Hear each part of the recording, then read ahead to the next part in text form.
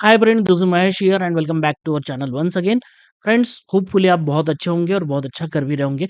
काफ़ी दिनों के बाद आपके लिए कोई एक अच्छा वीडियो आ रहा है, क्योंकि पिछले कुछ समय में थोड़ा-सा टाइम की वजह से मैं कोई आपके लिए पर्टिकुलरली वीडियो नहीं बना पाया।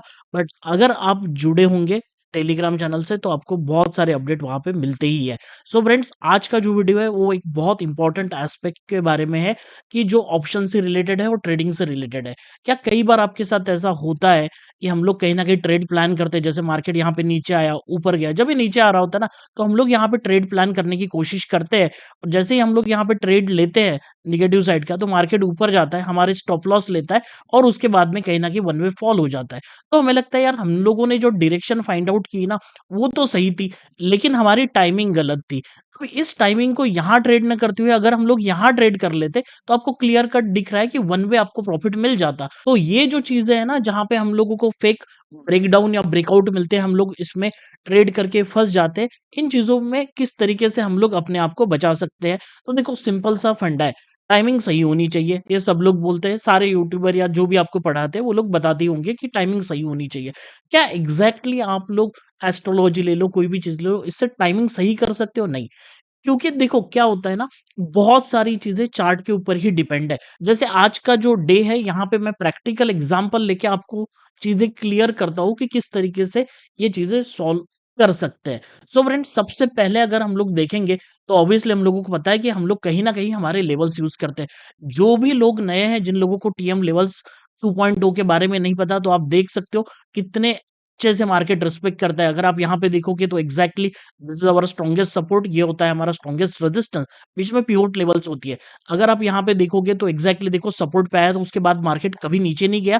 यहाँ पे जिन्होंने भी कॉल बाय किए होंगे इस हैमर पे, इस चीज़ पे, तो उनको प्रॉफिट ही मिला होगा, या फिर जिन्होंने पुट सेल किए होंगे। यहाँ पे भी आप देख सकते हो मार्केट नीचे आया, ग्रीन कैंडल बनी, यहाँ से वन वे अगर मूवमेंट देखोगे तो यहाँ से मूवमेंट देखना, रेजिस्टेंस 150 पॉइंट की।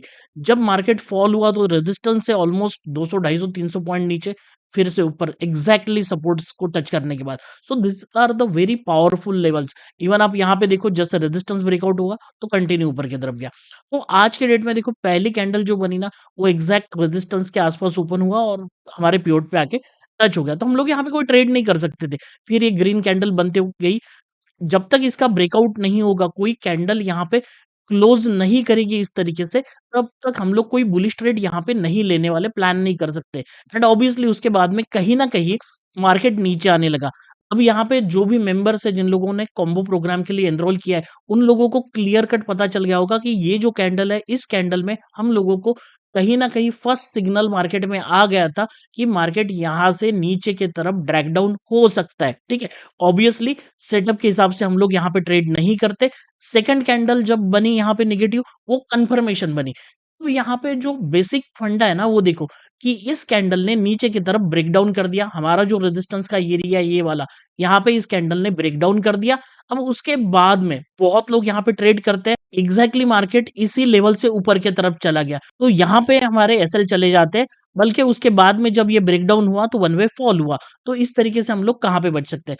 अब अगर देखते हैं, यहाँ पे आपको हाई लो यहाँ पे दिखाई देंगे, तो एग्जैक्टली इस कैंडल का लो देखते हैं ना, तो 22,727.20 है और इस कैंडल का लो देखेंगे तो 22,727.10 है। तो एग्जैक्टली ये जो कैंडल है, यहाँ पे हम लोगों को देखने को मिलेगा कि इस कैंडल ने ये रेड कैंडल का लो ब्रेक डाउन कर दिया 10 पैसे से। तो देखो, 10 पैसे से जब ब्रेक डाउन होता है ना, तो इसको कोई मतलब लो ब्रेक करना बोलते नहीं है। कम से कम 1-2 पॉइंट तो भी हम लोग यहाँ पे बफर देते हैं।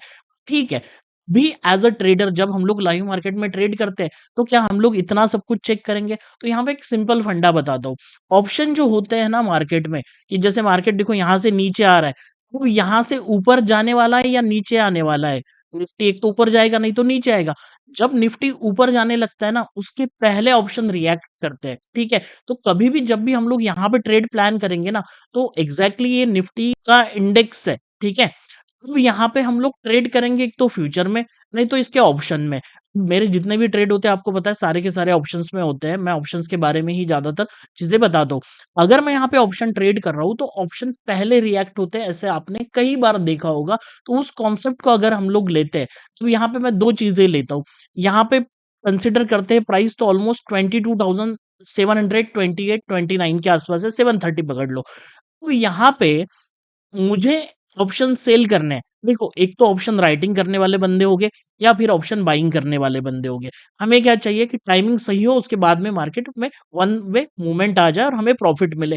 ना कि फिर 5, 10, 15 मिनट, ये जो कैंडल है ना, 15 मिनट की कैंडल है। आप समझ सकते हो, यहाँ से अगर मैं मेजर करूँ कि आपने यहाँ पे एंट्री ले लिया, तो यहाँ से ऑलमोस्ट 30 पॉइंट की अपसाइड की मूवमेंट हुई है और टाइम चला गया ऑलमोस्ट 15, 30, 45 और ये नेक्स्ट 15 मिनट। तो कम से कम 1 आवर तक आपको यहाँ पे प्रॉफिट नहीं मिला होगा, उसमें पैनिक हो जाते हैं, बहुत लोग ओवर ट्रेडिंग कर जाते हैं और यहाँ पे एसएल भी चले जाते हैं।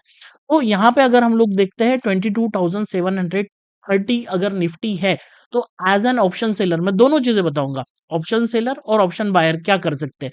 एज़ एन ऑप्शन सेलर मुझे ऊपर का कॉल बेचना है, तो सबसे नज़दीक का कॉल जो आएगा, जो 750 आएगा, ऑब्वियसली मैं थोड़ा-सा सेफ साइड ट्रेडिंग करना पसंद करता हूँ, तो मेरे लिए जो सही प्राइस होगी, जिसको मैं सेल कर सकता हूँ, दैट कैन बिकम अ 22,800। देखो, मैं यहाँ पे एंट्री ले रहा हूँ 730 और मुझे सेल करना है 22,800 का कॉल ऑप्शन। इसको अगर मैं सेल कर देता हूँ कॉल ऑप्शन को और मार्केट नीचे आ जाता है, तो कॉल के प्राइसेस नीचे ट्रैक होंगे और मुझे प्रॉफिट मिलेगा। सिंपल सा फंडा है। और मुझे ऑप्शन बाय करना है, तो मुझे ऑप्शन बाय करना पड़ेगा इन द मनी। तो 22,750 का पुट हम लोग यहाँ पे बाय कर सकते हैं। जैसे ही मार्केट नीचे आएगा, तो कहीं न कहीं हम लोगों को अच्छा खासा प्रॉफिट होगा। अगर आप 22,700 का पुट यहाँ पे बाय करोगे, तो कहीं न कहीं वो ओटीएम हो जाएगा। तो बेहतर है कि 750 का हम लोग पुट बाय करेंगे और कॉल बेचना है, तो हम लोग 800 का यहाँ पे कॉल सेल करने की कोशिश करेंगे। मैं आपको बता दूँ, ये जो कैंडल है ना, एग्ज़ैक्टली कैंडल का टाइम देख लो, 11 एएम। 11 बजे इस कैंडल का क्लोजिंग हुआ। तो एग्जैक्टली हम लोग क्या करते हैं, पहले ऑप्शन सेलर के तरफ चलते हैं। 22,800 का इस स्ट्राइक प्राइस का कॉल हम लोग निकाल लेते हैं। अब मुझे पता है ये कैंडल बन चुकी है, तो हम लोग सिंपली क्या करेंगे, 22,800 के कॉल का जो भी चार्ट होगा वो हम लोग निकाल लेंगे। देखो, यहाँ से डे स्टार्ट हुआ 9:15, तब यहाँ से आपको दिखेगा कि जो कैंडल है 11 एएम की, ये कैंडल यहाँ पे रिप्रेजेंट कर रही है। तो एग्जैक्टली अगर मैं इसको मार्क करूँ, तो आपको दिखेगा इसका जो लो है ना, ये ऑलमोस्ट 42.15 के आसपास है या 42.4 के आसपास। तो यहाँ पे आपको देखने को मिलेगा कि एग्जैक्टली जब ये लो बना 42.45, उसके बाद देखो, ये जो नेक्स्ट कैंडल है ना, ये वाली, इस कैंडल ने इस लो को कभी ब्रीच किया ही नहीं, टच भी नहीं किया। हालांकि जैसे ही ओपन हुआ यहाँ पे हल्का सा नीचे आया, लेकिन लो को टच नहीं हुआ और ऊपर की तरफ गया। कहाँ तक ऊपर की तरफ गया, वो भी हम लोग चेक कर लेते हैं। तो ऑलमोस्ट 52 का हाई लगा हुआ है, ठीक है। अब आप देखो, मुझे सिंपल फंडा क्या करना है, 42.45 का यहाँ पे लो लगा, तो मैं कहीं न कहीं सेफ साइड 42 पे अपना एक एसएल लिमिट ऑर्डर लगा सकता हूँ, कि जैसे ही मार्केट इसके नीचे जाएगा, ये कैंडल क्या हुई ना, यहाँ तक आई, आपको देखने को मिल रहा है कि ऊपर से नीचे पे आया और यहाँ पे जाके क्लोज हुआ। अगर इसको ऊपर भागना है तो ऊपर भागेगा, अगर वो नीचे आता है तो कहीं न कहीं 42 के आसपास मेरी यहाँ पे ऑर्डर ट्रिगर हो जाएगी। अब ये ऊपर जाने के बाद नीचे जब भी आएगा, तब हमारी यहाँ पे ऑर्डर लग जाएगी। सिंपल कॉन्सेप्ट है। अब यहाँ पे अगर मैं ट्रेड करता हूँ 42 के आसपास, तो मेरा कभी ऑर्डर ट्रिगर होगा ही नहीं। तो मुझे यहाँ 52 तक जाने तक कोई पैनिक होने वाला नहीं है। तो सिंपल कॉन्सेप्ट है।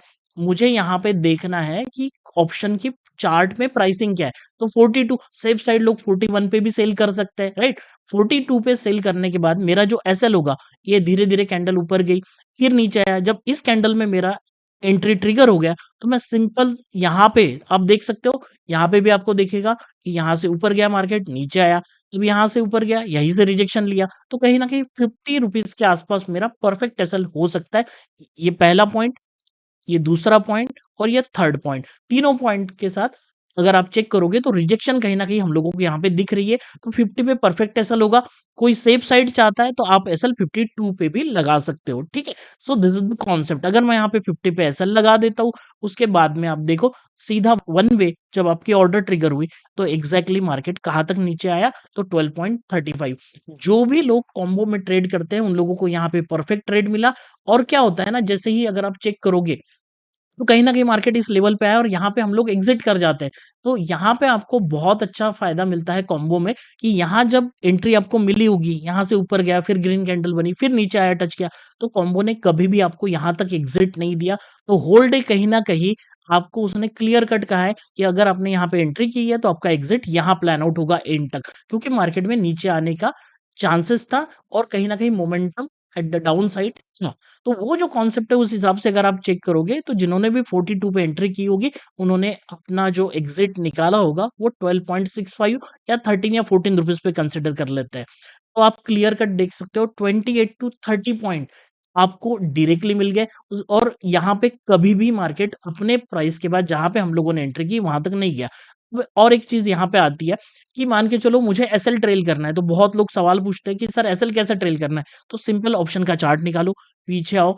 अब यहाँ पे हम लोग चेक करेंगे कि एसएल को किस तरीके से ट्रेल करना है। देखो हमेशा ऑप्शन के चार्ट अलग होंगे, तो मेरी यहाँ पे 42 पे एंट्री हुई, उसके बाद में आपको यहाँ पे देखने को मिलेगा एग्ज़ैक्टली 32 के आसपास कहीं न कहीं इस एरिया में, ठीक है? 31, 32 के आसपास यहाँ पे मल्टीपल सपोर्ट मार्केट में लिए गए। अब चेक कर सकते हो यहाँ पे आपको देखने को मिला ये पॉइंट हो गया, ठीक है? ये पहला पॉइंट, ये दूसरा पॉइंट, ये तीसरा पॉइंट, ये 4th point, 5th point, 6th point, 7th point, 8th point. तो कहीं न कहीं ये प्राइस काफ़ी इम्पोर्टेंट है और एग्ज़ैक्टली जब मार्केट यहाँ पे आया, यहीं से ग्रीन कैंडल बनाया और फिर नीचे की तरफ गया, ठीक है? कहीं न कहीं ऑप्शन के चार्ट में भी प्राइस एक्शन यूज़ होती है। हम लोग ट्रेड उसके बेसिस पे नहीं करेंगे एग्ज़ैक्टली, लेकिन जब हमें एसएल ट्रेल करना है, तो 50 पे एसएल लगाया, 42 पे एंट्री होगी, अब ये 32 पे आया। जैसे ही 32 इस कैंडल ने ब्रेकडाउन कर दिया, उसके बाद कौन-सी इम्पोर्टेंट लेवल आती है? क्लियर कट आपको यहाँ पे देखने को मिलेगा कि ये जो एरिया है ना, this is the most important area. देखो first point, second point, third point, fourth point, fifth point. कहीं न कहीं अगर मैं 42 पे एंट्री करता हूँ, तो 32 is the first target, second target is 22 उसके नीचे चला जाता है, तो बहुत अच्छी बात है। देखो, अब आपके पास में सारे लेवल्स और सारी चीज़ें आ गए। अब आपको करना क्या है? 42 पे एंट्री होने के बाद जैसे ही 32 पे आता है और इसके नीचे चला जाता है, इस कैंडल ने नीचे की तरफ ब्रेकडाउन कर दिया, तो आपका जो 50 का एसएल है ना, वो यहाँ पे 42 पे आ जाना चाहिए। अब ऑप्शन जो है ना, वो 32 के नीचे चला गया, ब्रेकडाउन कर दिया है। अब आप आपका जो एसएल है 50 से 42 इवन मैं तो कहता हूँ 40 पे लाके रखो, मतलब 2 पॉइंट का प्रॉफिट होना ही चाहिए। अगर मार्केट यहाँ से रिवर्स होके ऊपर चला भी जाता है, तो हम लोग यहाँ एग्ज़िट कर जाएँगे, 2 पॉइंट आपके साथ में मिलेंगे। प्रॉफ़िट तो कुछ ना कुछ आएगा, जो भी आपने ब्रोकरेज वग़ैरह दिया है, वो आपका यहाँ पे आराम से निकल जाएगा। लेकिन अगर ये बहुत ऊपर चला जाता है, तो फिर कोई दिक्कत नहीं है, हम लोग एग्ज़िट हो रहे हैं, हमें कोई लेना-देना नहीं है। मार्केट में जब भी ट्रेड करते हो ना, तो सिंपल कॉन्सेप्ट है, हमें इमोशंस नहीं रखने हैं। मैथमेटिकल मॉडल के साथ जो भी कॉन्सेप्ट्स हम लोग लगा रहे हैं ना, उसको थोड़ा-सा मैथमेटिक्स यूज़ करके ही करना है। क्योंकि देखो क्या होता है लॉजिकल सेटअप है, 50 पे सेल किया, 42 से 32 पे आया, हम लोगों ने एसएल ट्रेल कर लिया। अब आप बहुत ज़्यादा एग्रेसिव एसएल ट्रेल करोगे तो मार्केट कहीं न कहीं ले लेगा, राइट? देखो यहाँ पे यहाँ तक गया था, जैसे ही इस कैंडल ने ब्रेकडाउन किया, तो कोई बात नहीं, धीरे-धीरे निफ्टी का ये जो ऑप्शन है ये आ गया 21, 22 यहाँ पे आप देखो ब्रेकडाउन कर दिया। अब आपको यहाँ पे 20 पॉइंट्स मिल रहे हैं। आपका एसएल था ऑलमोस्ट 7 टू 8 पॉइंट का, ठीक है? अब यहाँ पे आपको 42 से 20 तक 22 पॉइंट्स मिल गए, तो 1:3 आपका रिस्क रिवॉर्ड यहाँ पे बन चुका है, सिंपल फंडा है, राइट? तो यहाँ पे जो सेफ साइड ट्रेडर है, वो कहीं न कहीं प्रॉफिट बुक कर सकते हैं, लेकिन ऑप्शन सेलिंग है, कल एक्सपायरी है, तो आप क्या करना है, यहाँ पे भी आप थोड़ा-सा वेट कर सकते हो। जैसे ही ये ऑप्शन 20 के नीचे जाने लगता है, अब आपका एसएल 50 से 42 आया था, अब आप एसएल लाके रखोगे 30 के आसपास। तो कहीं न कहीं आपके 12 पॉइंट्स का ये जो प्रॉफिट है, ये कन्फर्म लॉक हो जाएगा। अब यहाँ से मार्केट नीचे आ गया, इतना नीचे आने के बाद फिर आप कहीं न कहीं थोड़ा-सा एसएल यहाँ तक ला सकते हो जो भी कैंडल ब्रेकडाउन कर रही है, उस ये जो कैंडल है ना ब्रेकडाउन करने की, इस कैंडल के हाई के ऊपर आपका एसएल यहाँ पे आ सकता है। अब यहाँ पे देखो नीचे आया, ऊपर गया, नीचे आया, कुछ भी हुआ नहीं, एंड में यहाँ पे क्लोज़ हो गया तो हम लोग यहाँ पे प्रॉफिट बुक कर लेंगे। अगर ये एसएल चला जाता है तो हम लोग यहाँ पे एग्ज़िट करेंगे 22 के आसपास। इस तरीके से आपको हमेशा जो ट्रेलिंग एसएल का कॉन्सेप्ट है ये यूज़ करना है। मैं आपको बताता हूँ, जिस तरीके से हम लोग यहाँ एंट्री की बात कर रहे थे, राइट? कि यहाँ पे एंट्री किया तो अब ये हो जाएगा, ठीक है? तो ऑप्शन बायर क्या कर सकते हैं? तो 22,727 तो हम लोग 750 का पुट बाय करते हैं, ठीक है? तो 750 के ऑप्शन में आप क्लियर कट देखो, कैंडल जो है अराउंड 11 एएम, तो आपको ये कैंडल यहाँ पे मिल जाएगी। तो हम लोग सिंपल क्या करते हैं, इस कैंडल का ऑप्शन बायर के लिए बहुत इंपॉर्टेंट है। एक बार के ऑप्शन सेलर ने थोड़ी जल्दी एंट्री कर ली तो कोई फर्क नहीं पड़ता है, बट ऑप्शन बायर के लिए बहुत इंपॉर्टेंट है। यहाँ पे आपको क्लियर कट दिखेगा, ये मार्केट देखो यहाँ से नीचे आया ऑप्शन, फिर ऊपर गया, फिर नीचे आया। तो यहाँ पे अगर आप एंट्री करते हो ना, तो ये बड़ा पैनिक वाला एरिया होता है, ठीक है। तो इसको कैसे रिजॉल्व करें, तो सिंपल सा फंडा है। हम लोग ये जो कैंडल है ना, इसके हाई के आसपास हमारी जो लाइन है उसको मार्क करते हैं, तो दैट इज कमिंग अराउंड 73। तो यहाँ पे ऑप्शन 73.65 या 74, यहाँ पे चेक करते हैं, 73.35 का है। तो हम लोग यहाँ पे कहीं ना कहीं एंट्री थोड़ा सा ऊपर प्लान करेंगे, दैट इज अराउंड 74, राइट। अब देखो नेक्स्ट कैंडल कभी 74 के आसपास गया नहीं, नीचे आ गया। जैसे ही नीचे आया तो कहीं ना कहीं यहाँ पे बेस बनाया 59 या 60 के आसपास, और फिर मार्केट यहाँ से आप देखो ऊपर जाने लगी। जब इस कैंडल ने ब्रेक डाउन किया, तो आप क्या करोगे ना, यहाँ पे लिमिट ऑर्डर, ठीक है, लिमिट ऑर्डर लगा दोगे, तो 74 पे आपकी ऑर्डर पेंडिंग रहेगी। ये नीचे आएगा, अगर ये कंटिन्यू इसके नीचे ब्रेक डाउन कर देता है और नीचे चला जाता है, तो फिर हम लोग हमारी ऑर्डर को कैंसिल कर देंगे और हमारा दूसरे साइड का जो भी ट्रेड होगा, क्योंकि अगर ये पुट ऑप्शन यहाँ नीचे आ रहा है, मतलब मार्केट जो निफ्टी है वो ऊपर की तरफ जा रहा है, तो हम लोग कहीं ना कहीं उस तरीके से प्लान करेंगे कॉल बाय करने का, राइट। तो यहाँ पे आपको क्लियर कट हो गया कि आपकी एंट्री यहाँ पे रहेगी। इस कैंडल में आपकी एंट्री हो गई 74 के आसपास। अब आपका जो एसएल है, वो एसएल आएगा आपका, देखो यहाँ पे आपको दिखेगा कि ये बेस बना है मार्केट का, दैट इज अराउंड 59, या फिर ये जो कैंडल है ना, इस कैंडल के थोड़ा सा नीचे, तो 57.90 58 के आसपास। तो ऑलमोस्ट आपका यहाँ पे 14-15 पॉइंट का एसएल बनेगा, ठीक है। जैसे ही नेक्स्ट कैंडल आपकी रेड बन के नेक्स्ट कैंडल आपको एक बड़ा प्रॉफिट देने लगती है, तो फिर आप इतना कर सकते हो कि यहाँ पे 59, अब देखो यहाँ पे एग्जैक्ट एसएल क्या होना चाहिए।